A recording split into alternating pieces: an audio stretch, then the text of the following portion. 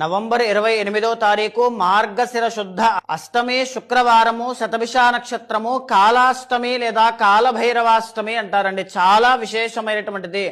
జీవితంలో ఎన్ని బాధలున్నా, దరిద్రము అనేటువంటిది ఉండి ఇబ్బంది పడుతూ ఉన్నా, కష్టములు కానీ, దృష్టి దోషాలు కానీ, శత్రు బాధలు కానీ, అప్పులు కానీ, నరఘోష అనేటువంటిది కానీ, నెగటివ్ ఎనర్జీ అనేటువంటిది ఉన్నటువంటి వాళ్ళు దగ్గరలో ఉండేటువంటి కాలభైరవుని యొక్క ఆలయానికి కానీ, శివాలయానికి కానీ వెళ్ళి ఒక నల్లగుడ్డ అనేటువంటిది పరిచి, గళ్ళుప్పు అనేటువంటిది వేసి, కొద్దిగా నవధాన్యాలు వేసి, బూడిద గుమ్మడికాయని సకము చేసి, అందులో నల్ల నువ్వుల నూనెతో ఒక పెద్ద ఒత్తి వేసి, తోక మిరియాలు ఆ నూనెలో వేసి దీపాన్ని వెలిగించండి.